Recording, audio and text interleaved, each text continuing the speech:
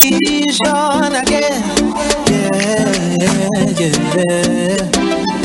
It has snakes in the grass. They go bite you when you pass. So careful when you're passing. Yeah, I know a lot of them talking about me. They can't touch the anointing upon me. And even though they bad talk and they doubt me, they can't touch the anointing upon me. Oh Lord, they just wicked and evil. God save me from wicked hard people. Everybody wanna touch one of God people. Father God said, touch not my anointed. Look how we just blazing up. God favor just raining out. And good morning to each and every one of you. It is Media Discussions. Boy, we got a week or so to go before Christmas. It is what, December the 16th, 2024. So we have what, 4 more days to go before the actual day. A wonderful day it is here in Antigua and Barbuda. We had some heavy showers this afternoon. This afternoon. Lord of mercy. This morning we had some heavy showers. You know how it goes. And I've got a very special guest with me here this morning. This is Sister Françoise Bowen. How are you this morning? Hi, I'm wonderful, Sean. Thanks for having me. How are you? Well, how could I not have you? Boy, you have a real tearjerker here going on here. Boy, I don't even know how to say. You wrote a book. And, oh man, I don't even know where to start with this one here. This one here catch me by surprise, François. The birthing. Yes, it was kept a secret, except among my those who were supposed to know. Uh-huh. Yes, it was 4 years in the making, and the name of my book is entitled "Stolen Innocence: A Tale of Survival and Triumph," and it's based on a true story. Lord have mercy. I with all the back and forth we have going over with prophecy and all that stuff, you've been through a lot. Yes. And it's the book is Stolen Innocence by Françoise G. Bowen, Francoise G. Bowen. Yes. Yes. Where should I start? Stolen Innocence. I think that the that alone tells the story of exactly what it is that you have been through and the abuse you have been through throughout the years. I would never have guessed. And it made me start to wonder how many people in Antigua and Barbuda, how many children are being abused at this present moment. Am I correct? Yes, you're indeed correct. And many of them are crying out silently. My story began at the age of 5 years old. Oh, Lord, from the time I see that, I must think about my little picnic, the jewel of my heart. From the time I see, well, that's why I never let her out of my eyesight. Go ahead. I can understand because I was 5 years old at the time. My dad was a chef at a hotel, and while there, it was a norm where persons would, he come pick me up after school. I'll be there, and then when it's time to go home, take me home. And this particular person that was at the hotel decided to, you have to say, befriend me. And he took it upon himself to just have his way with me. And and from that, it started a new life that I was not supposed to be involved in. And funny is that when how it all came about, my mom said that she had noticed how I was at home, and she was telling my dad something is not right because look at how Francis is behaving. Something is not right.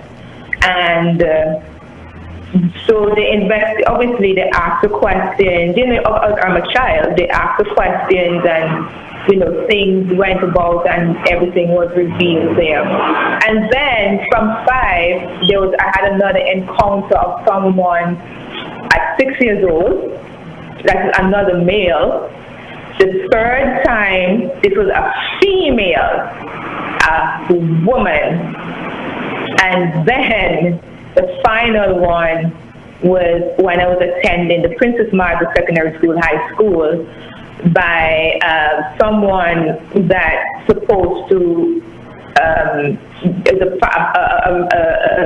someone who was taking care of a family house, and everything exploded at that point as well. So it started from 5, twice at the age of 6 years old. I'm getting goosebumps now.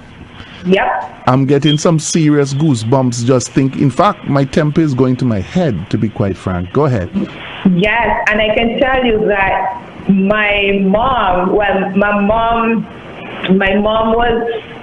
I can imagine how you're feeling, because saying that I reflect on my mom, because when I told my mom, particularly the last molestation that I received, my mom was like, "Where is he? Is he alive? Where is he living?" And so I said, mommy, hold on, mommy, hold on. Okay, first of all, relax. Second of all, there's nothing that we can do at this time. I don't know if the guy is alive or not. I don't know where he's living or not. I don't know. Mommy, I honestly don't know. Because this really was like, it really hit her honestly hard, because my mom and I don't know my mom to an extent, because we weren't living together. I grew up with my grandmother. So these things that happened, it really hit her. And my grandmother didn't know these things. Because I did ask, particularly the one from the 5 years old, because I was living with my parents then at that time. So I had asked her, did grandma knew about these things that happened? And she said no. And it really put 2 and 2 together, my character, why I was rebellious, why I was rude, why, I had a certain way of how I might be react with persons. And then sadly, a lot of persons, not just in church, but also at school and things that had called me crazy. Never crazy. I'm not a crazy person. And it's all because of these molestations that I've encountered that definitely channel a different character. And in addition to that, a secret life that I was living, although I was in the church and still in the church and of the church, and yes, I might be doing all the things of the church, secretary and board member and doing everything in the church, yes, I'm being honest. I was secretly living a different lifestyle where I was with sex was my comfort and food, because what persons don't understand that when a child gets molested, it actually opens up their appetite to something that they should not even be involved in. And yes, and this is what I'm happy to share my redemptive story, share how I've gone through this, how I've come out victoriously, and also at the same time, with the book, when persons purchase the book, that there are different worksheets that will assist them, because this is for the teenagers, this is for parents and guardians, the community, this is for government, this is for lawyers, the school, this is for everyone. When they read the book, they'll understand how can they assist a young child, as young as 5 years old, 4 years old, who have gone through rape, abuse, molestation, whatever traumatic things that they have gone through, how they can notice it, what can they do, how can they help, how can they intervene, and many ways let that win that soul, because every soul is precious, and the Bible made it clear that the child is very precious to him. I'm trying to think. 5 years old. Mm-hmm. I don't think that person should be alive. Right now, they're not alive. And my dad, from what I understand, how my dad reacted to all of this, it was really a different. It it was really serious because I've seen my dad. This was me I was attending Princess Margaret School at the time. I was working part-time at the body shop, which is no longer existent in Antigua. But I was doing a part-time job at the body shop, and I was going to his workplace, and a guy at West Bus Station tried to kidnap me. What? And yes. Why? This is real. I'm serious. This is so real. I don't know how I slipped out of his hands, but I slipped out of his hands, went to my dad, told my dad. My dad was very calm, very, very calm. And he got my food and everything. When he said, come, let's go. And like, okay. And then we went to coming back up to the West Bus Station. He said, okay, where is the guy? We couldn't find him anywhere. So all this, I have this in the book. And when we didn't find the person, he walked with me back to Heritage Street. At the time, they have the bandstand.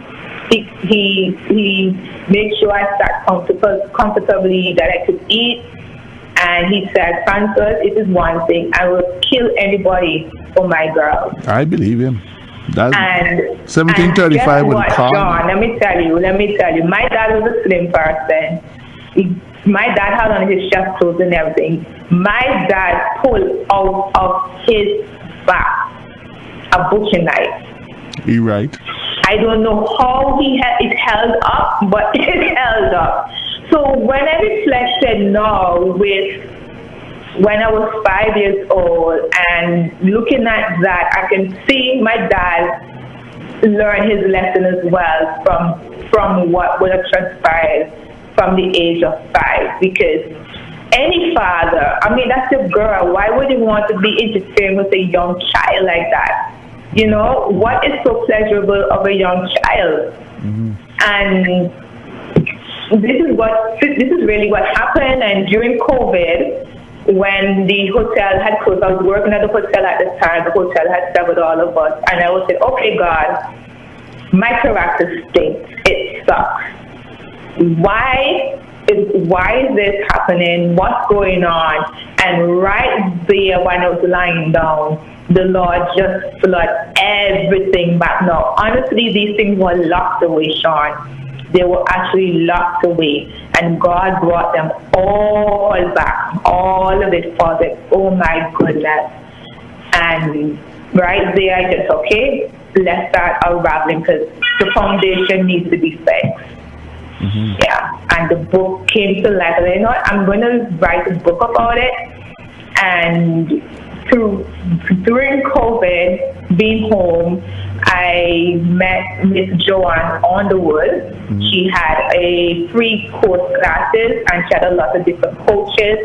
There I met Dr. Reggie, and he started to speak with me and counsel, and that's where the book thought came more and more into play. Then I attended the OAS conference. They had some courses as well too. And for those of you who may wonder what is the OAS, is the Organization of American States. Mm-hmm. And they had a professor from Barbados who was teaching us many different things, because we had persons from the Caribbean, from Jamaica, come all the way down the Caribbean chain. And he asked the question, what will you do to pivot throughout the lockdown? And I said, you know what, I'm going to write a book, because I was molested and such and such and such. And everyone, Sean, said, yes, do it, because in the Caribbean, it seemed to be taboo. And that's where in the same class I met the publisher. And then throughout that time, then I have been in connection with Sir Cheltenham, the attorney at law. Many persons remember who he is. And he has been guiding me. And then I had my pastor. When I spoke to my pastor, we were in the church bus going for persons. And I told him, Pastor, this is what happened. And the first thing my pastor said, Dr. Sharp, he said, Françoise, it is not your fault. And from the time he said that, Sean, to be honest, I felt like everything just released. My burns and everything just came off. And I kept it, and here's the book, Stolen Innocence. And it's available for all on Amazon. And they can get it in Kindle. The hard copy, I don't have the hard copy yet, obviously, because of the Christmas season. I don't want to take the risk that the books may get delayed or lost in shipment. So I'd rather wait until all of that completed, and then I will have the books on island. So the book can be found online, correct? Correct, yes. At Amazon. Now, you've been doing some interviews, haven't you? Yes, I have. In Canada, I've done also in Australia and stuff like that, yes. So you've gone international with this particular book that you have put out. Correct. How are the sales going? It's been going good, and I must say that I've been getting a lot of messages, persons who have taken photos of the book arriving at to their homes. I have photos where persons have downloaded a Kindle, and I must say I've been getting a lot of support as well from Toastmasters, members of Toastmasters, because Toastmasters International is a non-profit organization that teaches you communication, leadership, and analytical thinking skills. And throughout my time in Toastmasters, here's where I have been learning a lot more how to write my book properly, getting effective evaluation, and with all of that, persons have been buying the book. So the sales are coming in. I'm really grateful to God for that. So they are coming in very well. I'm happy for that. One of the things that can you look at somebody? What I've noticed, right? A lot of these children, young people, I should say even children, most of the young people who are involved in promiscuous lifestyles, same-sex lifestyles, I would say up to about 80% of them have spoken to, have gone through the kind of trauma that you have gone through. Am I correct in my assessment? Yes, you are correct. Indeed correct. Someone interfered with them either at a small age, either 5'4", as a teen, because once you're on the 20, you are a child. On the 16, isn't it? On the 20, you're still a child. I thought it was on the 6. Wasn't it on the 16? Once you're on the 20, you're a child. Okay, got you. Go ahead. I get where you're going. Go ahead. Right. Yes. So a lot of them have gone through these things, and even worse, because some of them also receive physical abuse. And when you see teenagers acting out like how they are, it is because they're trying to find an avenue of releasing the temper, the anger that they have within them. Some of them have reached out to persons to help, but they were not believed. And then it's like, okay, if you don't believe me, then what's the point of life? That's why you have persons who attempt suicide and may not be successful. Sometimes they may cut themselves up. When I say cut up themselves, they use a knife to cut up the skin. They have a lot of tattoos at different places. A lot, I mean, I'm not talking about having a few, but they do have a lot of tattoos at different places of their body. They're seeking attention because they need love. And that is what happened with me, because I was seeking for love, but at the wrong places, with the wrong people. Now, I mentioned to you that one of the molesters was a woman, because I also had, had interest in same sex. I honestly did. And I was like, I didn't know that. So it is the truth. When you see teenagers and all of that acting out, just double check and you recognize that it stems from someone stole their innocence. Wow. And that's why they're behaving how they're behaving. Adults, look at the adults. A lot of adults right now are still trapped in the body of whatever age the person stole their innocence. Now that's a big statement. That's a huge statement. So what you're actually saying is that we're living in a world that's very dark, where it's more prevalent than what we think. Yep. And one thing I mean, with my past is very open because I know he spoke on about these things, even his messages, and that the churches, like, let the churches get involved, because you just don't know who is in the church who would have gone through or going through and need the help, because my pastor as well too, these things are ridiculous. So my pastor has the study, the doctorate, he has a doctorate, so he's a psychologist, psychologist, sorry. So when you have a member who come in and these things happen, how can the church help? The church has to help in some way. So I'm encouraging churches, like, listen, have the conversation. You have youth groups, you have women's ministry, men's ministry. Talk with the men, because some men as well who were molested and raped by someone else. It might not all the time be from a male, but even from a woman. They were molested by could be a female who just wanted to keep playing with genitals and things like that.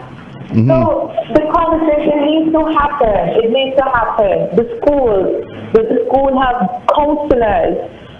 Can students be able to go to a counselor and speak with them privately? I must say, when I was attending Princess Margaret School at the time, we had a guidance counselor, her name is Miss Cleon Athel, and anyone could have gone to her and speak with her, And I don't know if today, if they have counseling sessions in the schools, I'm really not sure, but I hope they do, and if they don't, they should just think about having it in the schools, because a lot of students are suffering quietly. The school I've noticed from a particular school, I won't call the name, and I noticed when I was talking to them about my daughter and stuff, she was saying that she found she's seen an increase in the people who are cutting up themselves. Yes. What it means, because I did it to myself, what it means is that I need the pain to come out. That's all it is. I need the pain to come out. The pain is too much. The pain has to come out some way. So cutting up yourself means I'm trying to let the pain out. Oh. So that's what it is. Yeah. Okay. And the prevalence of this kind of cutting up, I'm also understanding that even among our teenagers, suicide attempts is on the increase because of all of this. I guess it would be what's happening in the home, correct? Correct. Yes, correct. And with what's happening in the home, you have double being molested, raped, or abuse, whatever it might be. If the parent and or guardian, sadly, let me start over. If the person who have been interfering with the teen is a breadwinner, and they made a complaint to their parent and or guardian that such and such did whatever it is to me, and they were shot down. Oh, you're lying. That's not true. Double, so they now have on their mind, okay, here am I telling the truth. This happened to me because such and such did it. But because they're the breadwinner of the house, that parent or guardian is much more doing what? Protecting the breadwinner of their wrongs. The breadwinner now realize, okay, I have the upper hand in this house and will continue to interfere with that child, sadly, until they can't take it anymore. They run away. Whether they come from good homes. I mean, we look on the outside. Oh, look at lovely family. Look at them. All these photos. They have them on social media and whatnot. And the brothers is my family and whatnot. They run away. Some of them might come from homes that, those homes might not look good, but they run away because they just need somebody to sit and listen and believe. Because not every child that make a complaint, they're rude, they're being what, rude and disobedient. Because that's one thing I've noticed. That if a child make a complaint about something, or they just too rude, they want to have their own way. Mm-hmm. And it's like, no, before you shoot them down with that, take a listen and understand what the situation is. Why?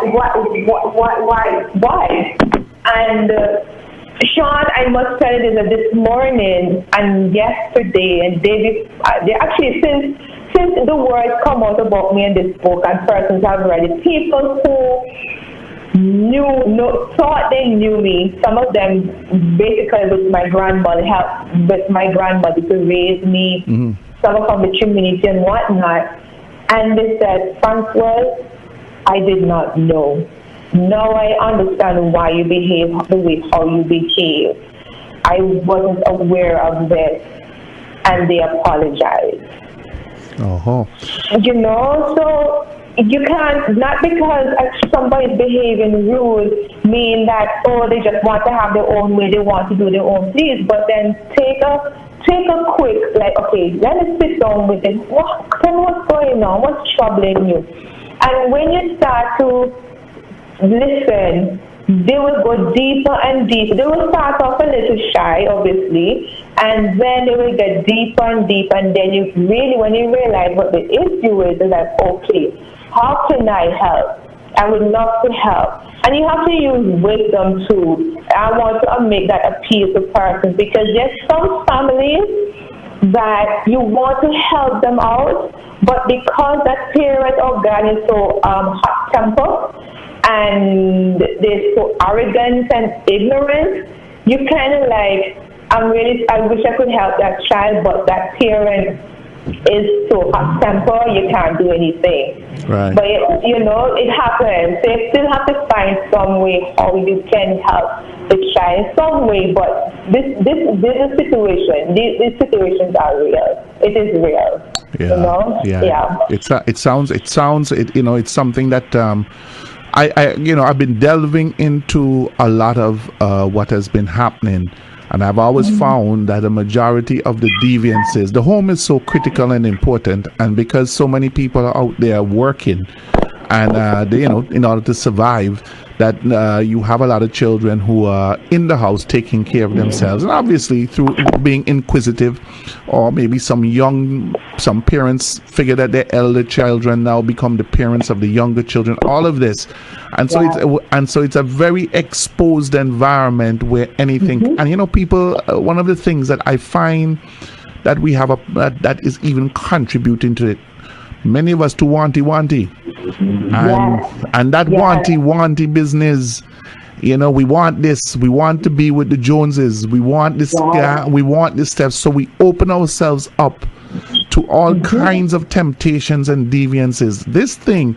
about contentment is not in our mind because of the advent of marketing, television, etc. The wanty thing is a problem, and it is a cause of it has contributed, to a lot of the problems that we have within this realm. Is that a fair assessment, Françoise? Yes, it is. It is also fair, because you have the parents. Yes, you rightly said, hit the nail. They want to be with the Jones and Jonases. Or in our modern day language, they want to be like the Kardashians. Right. Because you see the mother all with the children. Right. And then you want to be the same. But come on, you've already outgrown. You have to be the elder now to the children, the grandchildren. Why do you want to try and compete with someone else? You don't know how they are doing. My grandmother always taught me, be content with what you have, because you just don't know how that person got what they got. Correct. They don't know. Right. So be content with what you have. And that is the truth. And then some parents and guardians will push their children to be involved in all sorts of activities that the child is definitely not made up for it. Right. Allow the child to be themselves. Right. So just be there to support them, help them in their growth to grow healthy young men and women for tomorrow. Right. Train up a child in the way he should go, and when he's old, he will not depart from it. Train them up correctly.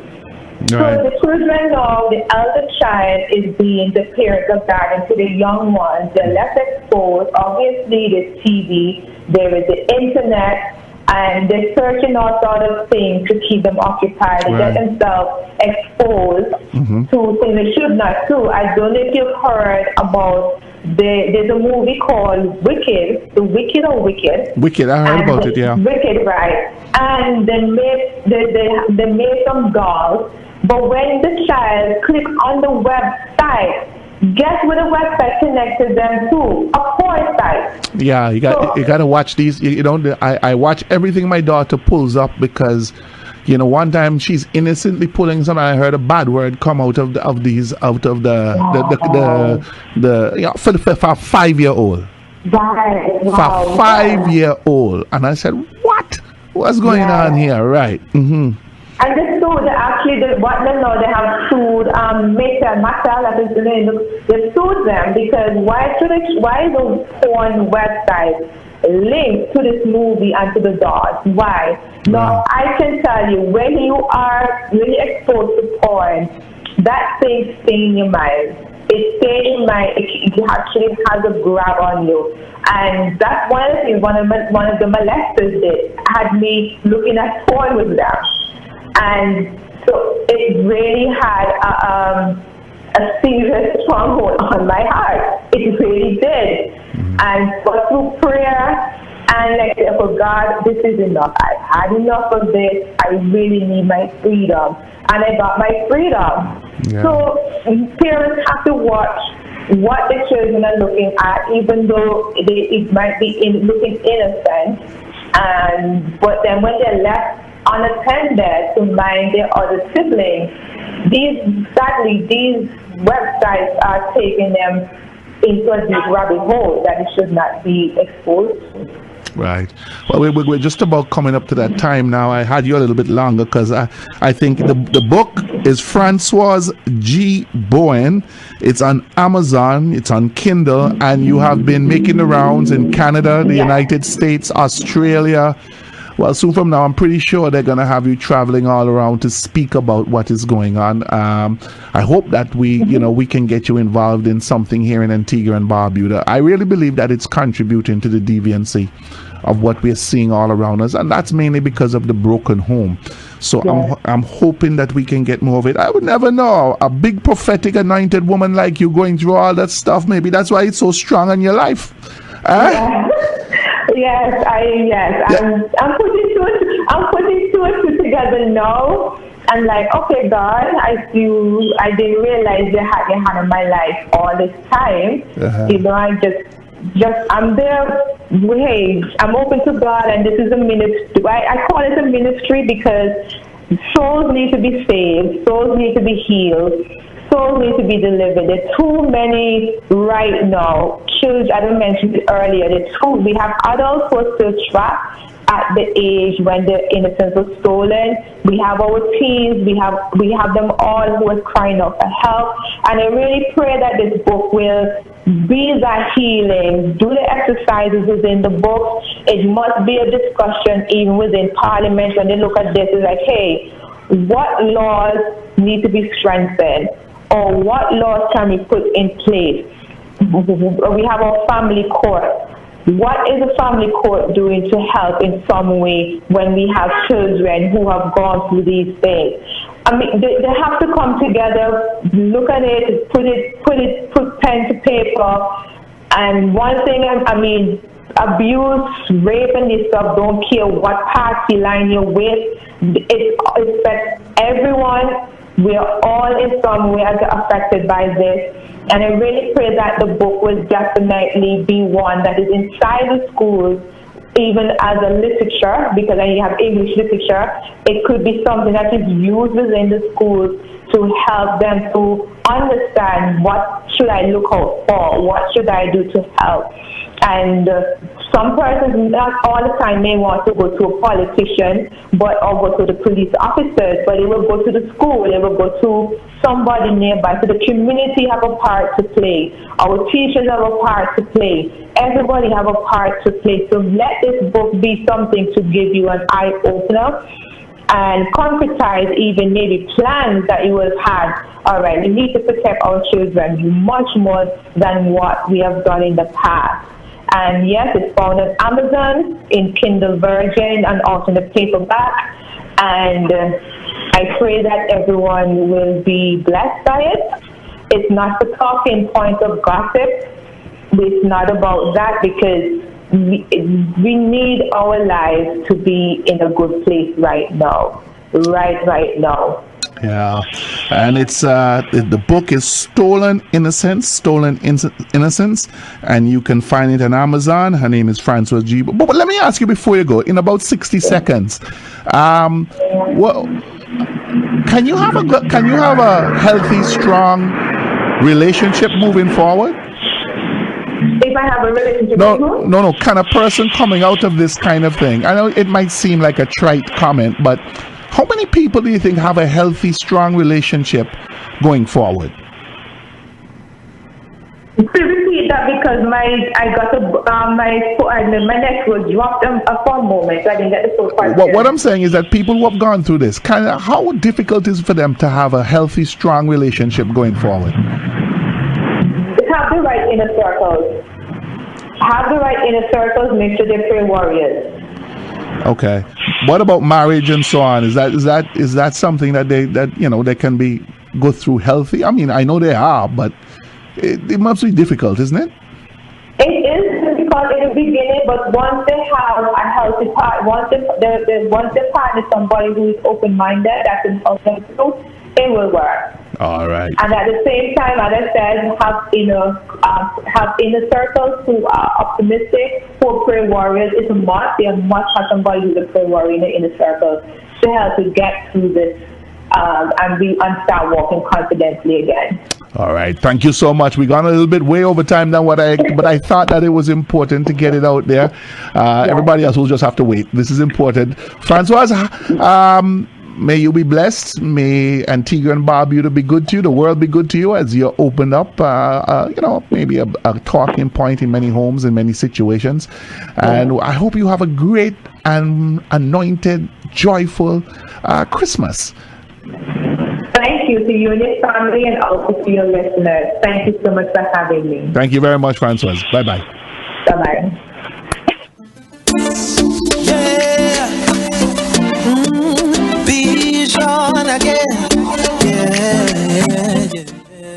I had no idea that Françoise, oh boy, you never know what's happening behind. Don't judge a book by its cover. That's the lesson I learned. Never judge a book by cover.